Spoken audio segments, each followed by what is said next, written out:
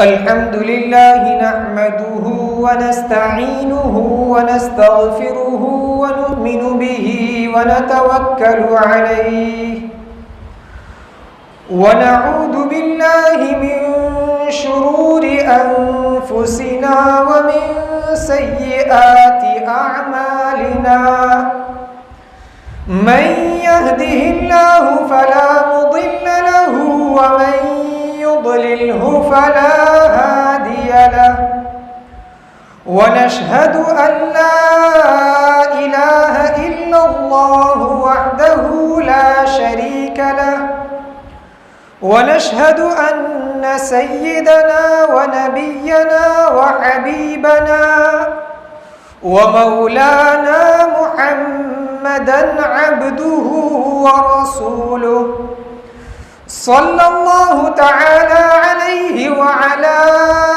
آله وأصحابه وبارك وسلم تسليما كثيرا كثيرا أما بعد فأعوذ بالله من الشيطان الرجيم بسم الله الرحمن الرحيم يا بني أقم الصلاة وأمر بالمعروف وانه عن المنكر واصبر على ما أصابك إن ذلك من عزم الأمور صدق الله العظيم. قابل احترام بزرگوں، عزیز دوستوں اور دینی بھائیوں، اللہ تبارک و تعالی نے قرآن کریم میں حضرت لقمان حکیم کی بہت سی نصیحتوں کا تذکرہ فرمایا ہے. قرآن کریم ایک نصیحت کی کتاب ہے، عبرت حاصل کرنے کی کتاب ہے. آج ہمارا حال یہ ہے کہ ہم نے قرآن کو صرف برکت حاصل کرنے کے لیے سمجھ رکھا ہے، اٹھا کر چوم لیا، پیشانی اور سینے سے لگا لیا. یہ بھی اچھی چیز ہے. قرآن کا جتنا زیادہ ادب کیا جائے گا اتنی ہی اللہ تبارک و تعالی ہمیں ترقیات سے نوازے گا. مگر صرف اتنا کام کافی نہیں ہے کہ قرآن کو چوم لیا جائے، سینے سے لگا لیا جائے اور رکھ دیا جائے، بلکہ قرآن کیا ہے؟ اللہ تبارک و تعالی خود قرآن کے نازل کیے جانے کے، قرآن کے اتارے جانے کے مقصد کو بیان فرما رہے ہیں. یا ایھا الناس قد جاءتکم موعظۃ من ربکم وشفاء لما فی الصدور. اے لوگوں، آ پہنچی تمہارے پاس تمہارے پروردگار کی نصیحت. قرآن کو نصیحت کے لفظ سے تعبیر کیا گیا، اور دلوں کی بیماریوں کے لیے شفا. جیسے جسمانی بیماریوں کے علاج کے لیے ہم دوا لیتے ہیں، روحانی بیماریوں کا، دلوں کی بیماریوں سے شفا اور دلوں کی بیماریوں کا علاج یہ قرآن پاک ہے. وَهُدًى وَرَحْمَةً لِّلْمُؤْمِنِينَ. اور قرآن پاک ہدایت ہے اور رحمت ہے ایمان لانے والوں کے لیے.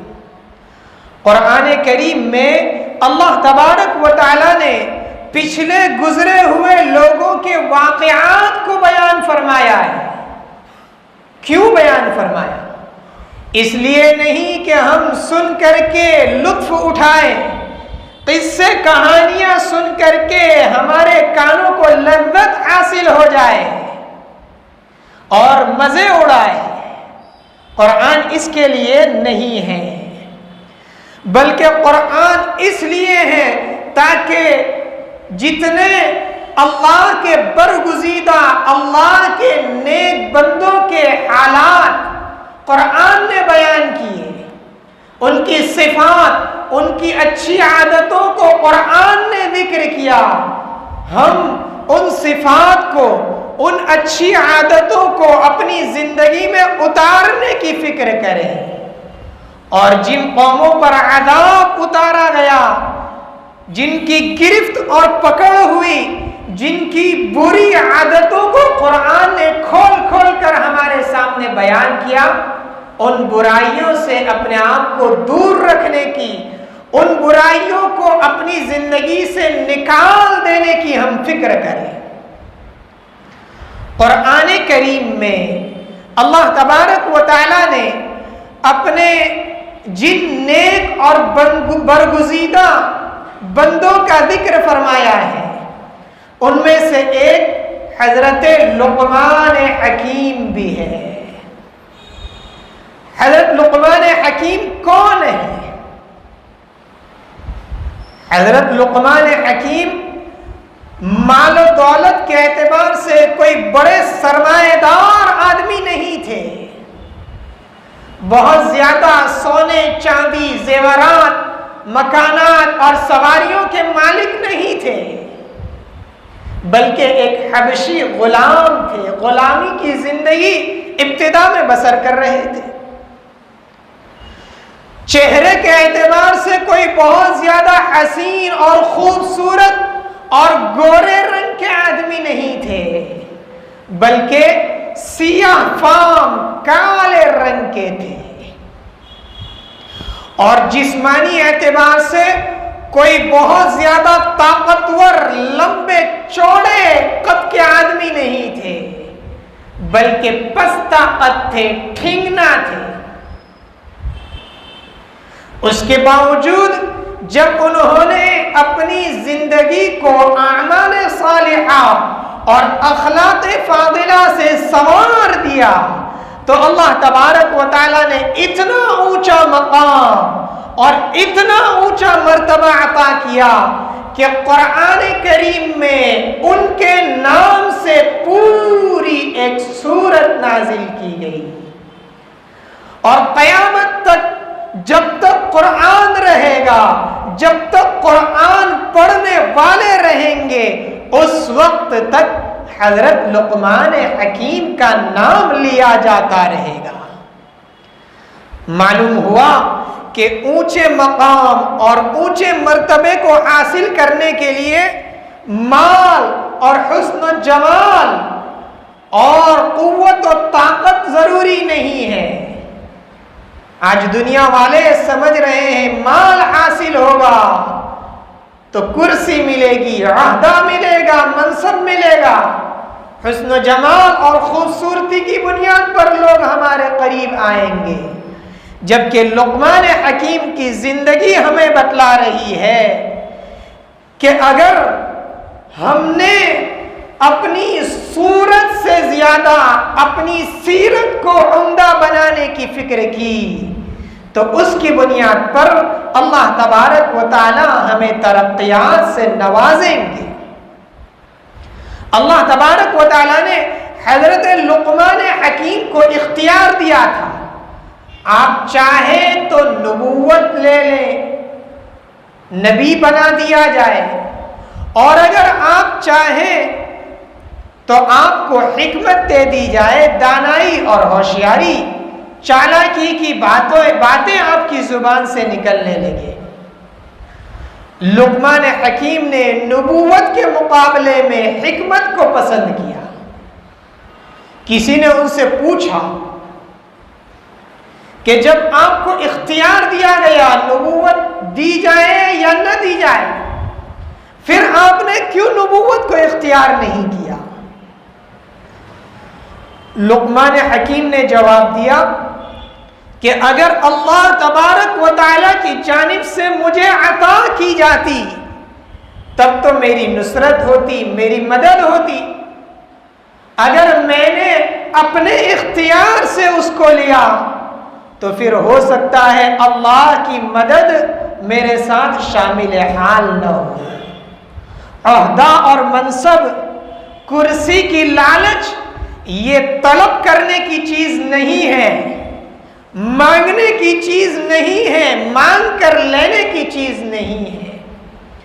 اگر اللہ کی طرف سے ملے گا عہدہ اور منصب تو اللہ تعالیٰ کی جانب سے مدد ہوگی، اور اگر ہم نے اس کی لالچ کی اور مانگ کر کے لیا اور پھر اس کی ذمہ داری کو نبھا نہ سکے تو پھر اللہ تبارک و تعالیٰ کی جانب سے بڑی گرفت ہے، بڑی پکڑ ہے۔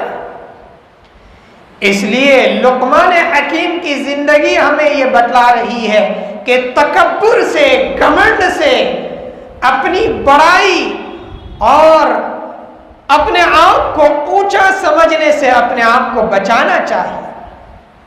ہمیشہ چھوٹا بننے کی، تواضع اور عاجزی کی فکر کرنی چاہیے۔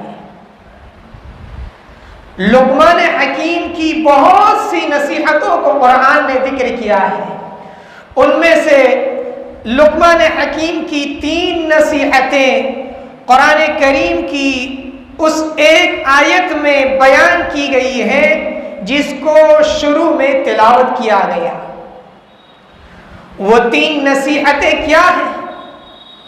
اللہ تبارک و تعالی حضرت لقمان حکیم کی نصیحتوں کو بیان کرتے ہوئے ارشاد فرماتے ہیں، یا بنی اقم الصلاۃ۔ لقمان حکیم نے اپنے بیٹے کو سب سے پہلی نصیحت کی، اے میرے پیارے بیٹے نماز کو قائم کر۔ دوسری نصیحت، وَأْمُرْ بِالْمَعْرُوفِ وَانْهَ عَنِ الْمُنْكَرِ، اچھی باتوں کا لوگوں کو حکم دیا کر اور برائیوں سے منع کیا کر، یہ دوسری نصیحت۔ اور تیسری نصیحت، وَاصْبِرْ عَلَى مَا أَصَابَكَ، تجھے پہنچنے والی مصیبتوں پر صبر کیا کر۔ یہ 3 اعمال بیان کیے اور ان کے بیان کرنے کے بعد یہ فرمایا، ان ذالک من عزم الامور، یقیناً یہ ہمت والے کاموں میں سے ہے۔ ہم ہمت والے کام کس کو سمجھتے ہیں؟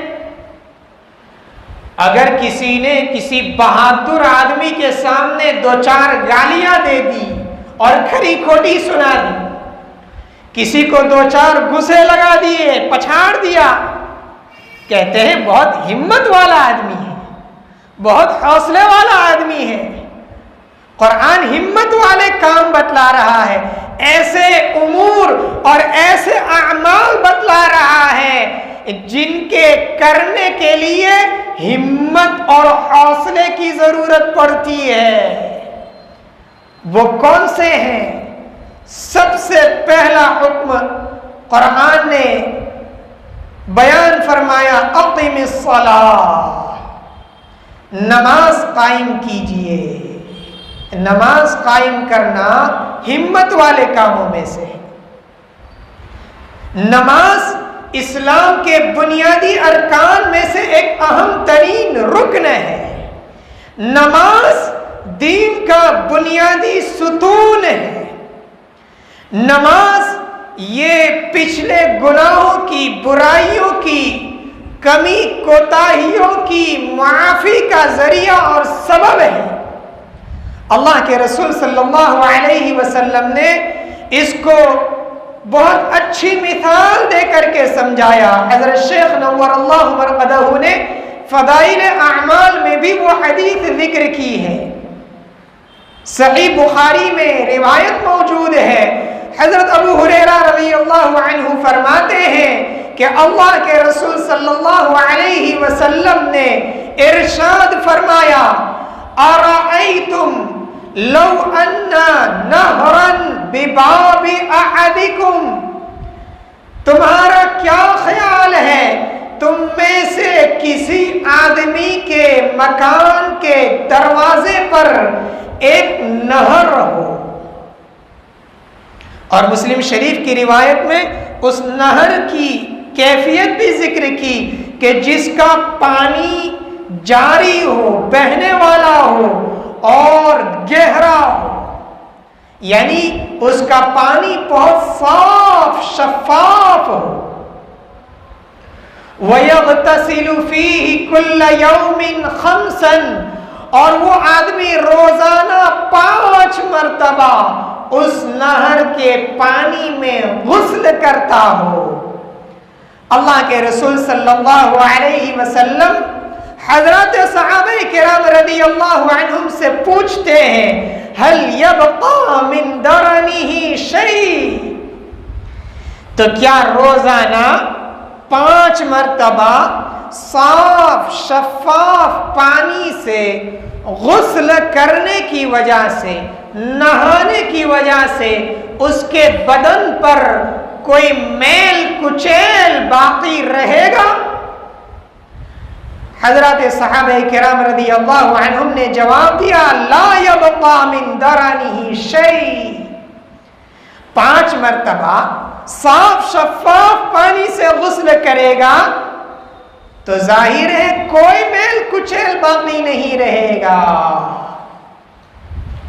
اللہ کے رسول صلی اللہ علیہ وسلم نے فرمایا فَذَلِكَ مَثَلُ الصَّلَوَاتِ الْخَمْسِ، یہی مثال ہے 5 فرض نمازوں کی، يَمْحُ اللَّهُ بِهِنَّ الْخَطَايَا، اللہ تبارک و تعالی ان 5 نمازوں کے اہتمام کی وجہ سے ہمارے گناہوں کو، ہماری برائیوں کو مٹا دیں گے۔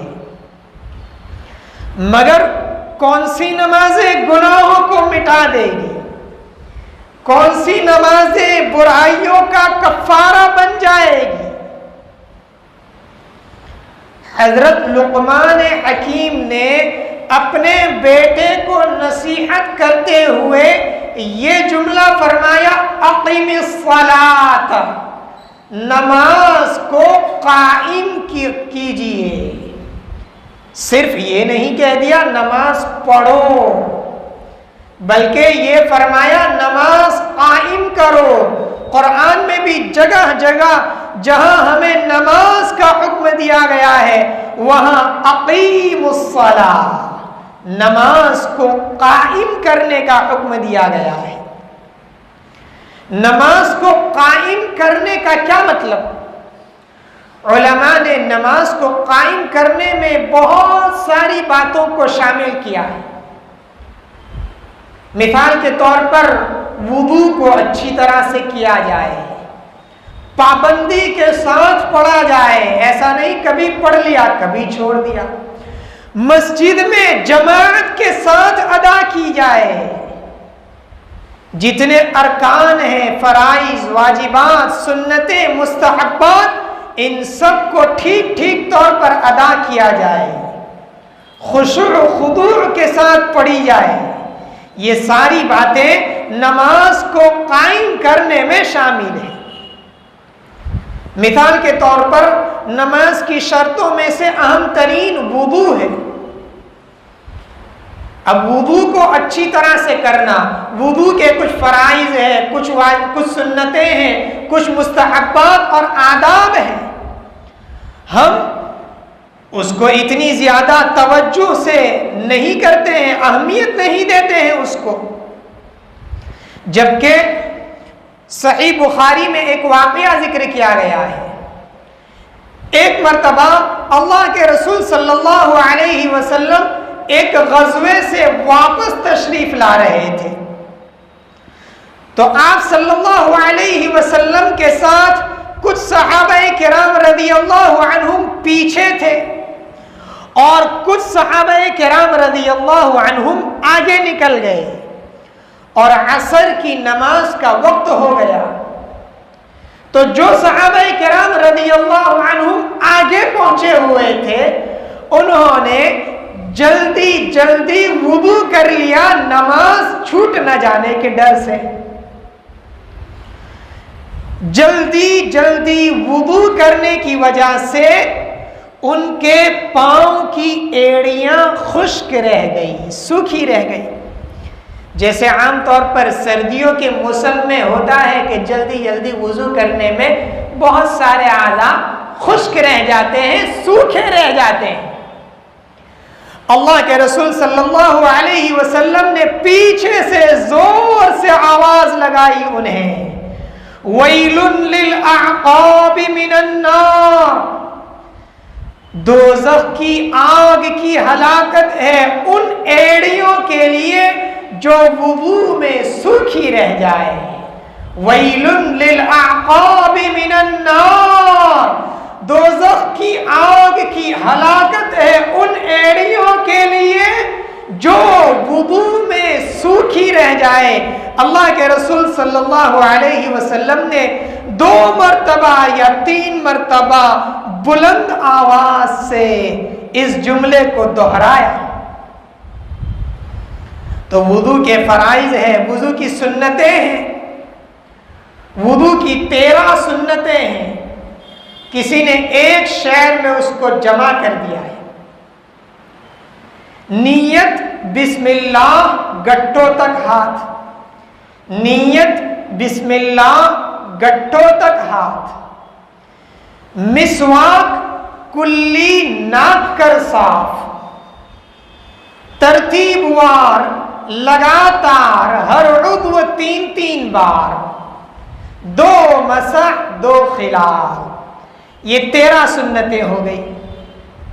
نیت بسم اللہ گٹوں تک ہاتھ، یہاں تک 3 سنتیں ہو گئی، نیت کرنا، بسم اللہ پڑھنا، دونوں ہاتھ گٹوں تک دھونا۔ مسواک کلی ناک کر صاف، دوسری 3 سنتیں ہو گئی، مسواک کرنا، کلی کرنا، ناک صاف کرنا، 6 ہو گئی۔ ترتیب وار لگاتار ہر عضو 3 بار، ترتیب سے وضو کرنا، ایسا نہیں کہ پہلے پاؤں دھو لیے پھر ہاتھ دھوئے، ترتیب سے وضو کرنا لگاتار، یعنی پیدر پہ ایک عضو سوکھنے نہ پائے اس سے پہلے دوسرا عضو دھو لینا، ترتیب وار لگاتار ہر عضو 3 بار، ہر عضو کو 3 مرتبہ دھونا، اور 3 سنتیں 9 سنتیں ہو گئی۔ 2 مسح 2 خلال، پورے سر کا مسح کرنا اور کانوں کا مسح کرنا، اور 2 خلال ہاتھ پاؤں کی انگلیوں کا خلال کرنا اور داڑھی کا خلال کرنا، یہ 4 سنتیں اور ہو گئی، 9 اور 4 12 ہو گئی۔ تو وضو کو اچھی طرح سے کرنا یہ اقامت صلاۃ میں، نماز کو قائم کرنے میں شامل ہے۔ نماز کو قائم کرنے میں یہ بات ہے کہ نماز کو پابندی سے پڑھا جائے، ایسا نہیں جیسے وہ حقانی صاحب بیان فرماتے تھے ہماری نمازوں کا حال، کہ ہماری نمازوں کا حال کیا ہے، 8 کی کھاٹ کی 360 کی، 8 کی یعنی ہفتے میں 1 دن جمعہ، کھاٹ کی یعنی جنازے کی، اور 360 کی یعنی سال میں 1 مرتبہ عید الفطر کی اور عید الاضحیٰ کی۔ ایسے نہیں بلکہ روزانہ 5 وقت کی نمازوں کو اللہ نے فرض اور لازم قرار دیا ہے، ان کی بنیاد پر اللہ تبارک و تعالیٰ کی طرف سے گناہوں کی معافی کی اللہ کے رسول صلی اللہ علیہ وسلم نے ضمانت اور ذمہ داری لی ہے، اور جو نمازوں کا اہتمام نہیں کرتا کوئی ذمہ داری نہیں، چاہے تو اسے معاف کر دیا جائے، چاہے تو اسے سزا دی جائے۔ تو نماز کو قائم کرنے میں یہ بات بھی شامل ہے کہ پابندی سے پڑھا جائے اور مسجد میں جماعت کے ساتھ پڑھی جائے۔ ہم بار بار سنتے ہیں اللہ کے رسول صلی اللہ علیہ وسلم اپنی امت پر شفیق ہیں، مہربان ہیں، اس کے باوجود آپ صلی اللہ علیہ وسلم کو ان لوگوں پر جو بغیر عذر کے اپنے گھروں میں نماز پڑھ لیتے ہیں اتنا زیادہ غصہ ہے کہ آپ صلی اللہ علیہ وسلم ان کے گھروں کو آگ لگانے کے لیے بھی تیار ہیں۔ تو پانچوں نمازوں کو مسجد میں جماعت کے ساتھ پڑھنا یہ بھی اقامت نماز میں نماز کو قائم کرنے میں شامل ہے۔ پھر نماز کو قائم کرنے میں یہ بھی شامل ہے کہ جتنے ارکان، جتنے شرائط، جتنے فرائض، جتنے واجبات، جتنی سنتیں، مستحبات، آداب ہیں، ان سب کی رعایت کرتے ہوئے نماز پڑھی جائے۔ صحیح بخاری میں حضرت ابو ہریرہ رضی اللہ عنہ کی روایت سے ایک واقعہ ذکر کیا گیا ہے۔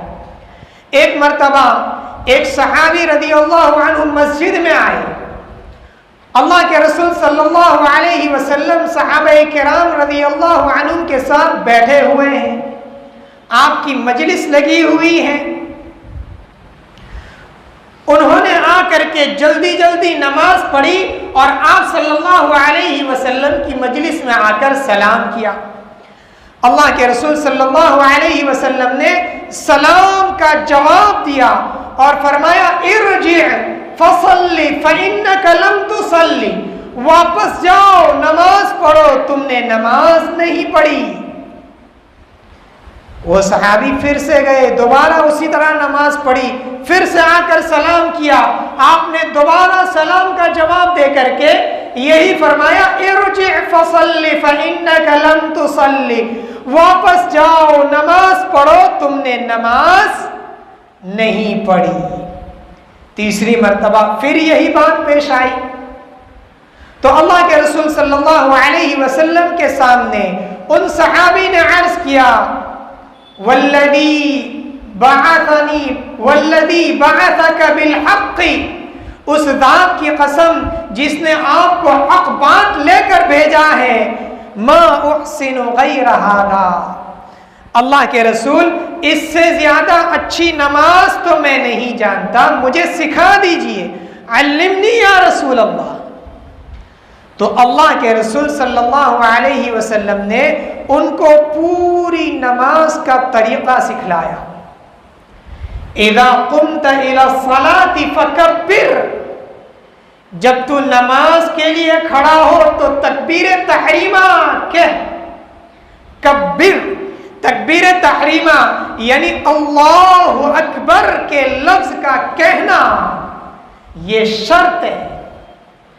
ایسے ہی ہاتھ اٹھا کر کے باندھ دیے اور زبان سے تکبیر نہیں کہی تو نماز میں داخل ہی نہیں ہوئے، کیسے نماز صحیح ہو سکتی ہے؟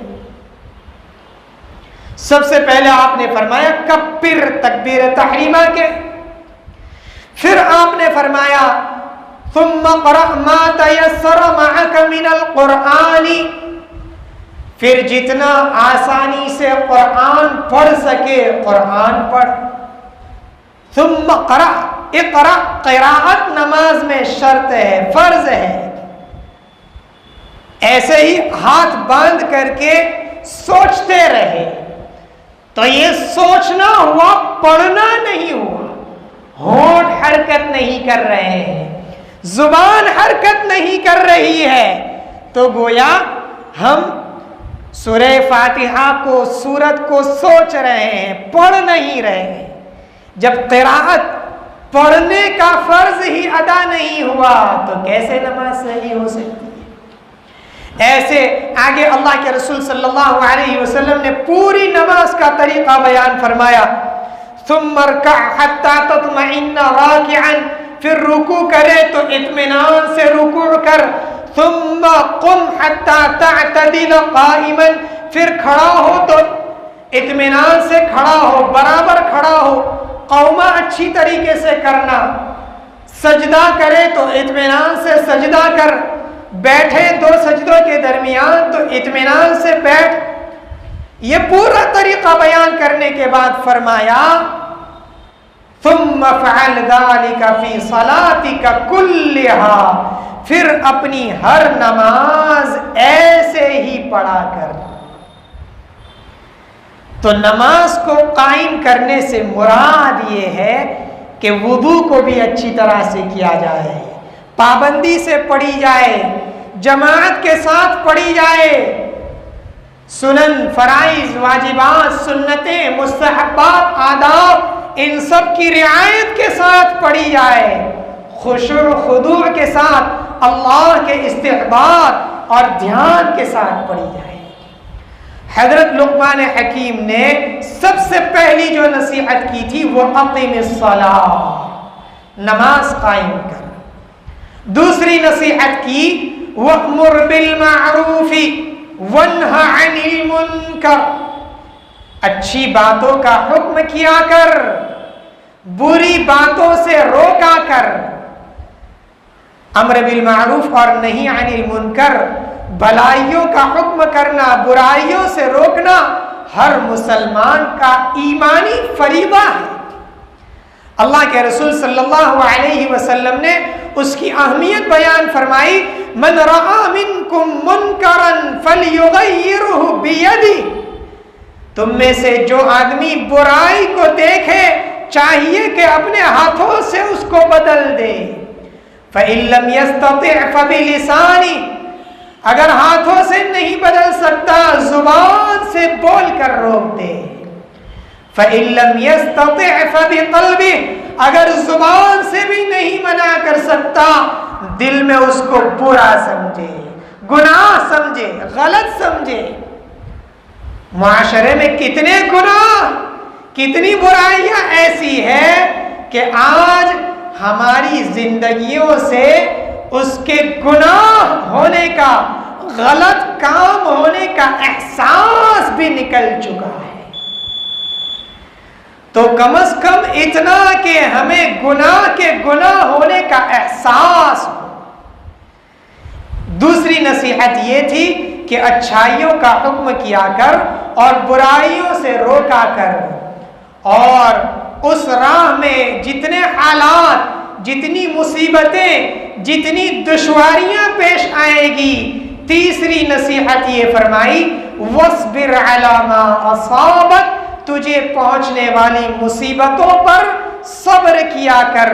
یہ تین کام کر لے گا تو قرآن یہ کہتا ہے اِنَّ ذَلِكَ مِنْ عَزْمِ الْأُمُورِ، یقیناً یہ ہمت والے کاموں میں سے ہیں۔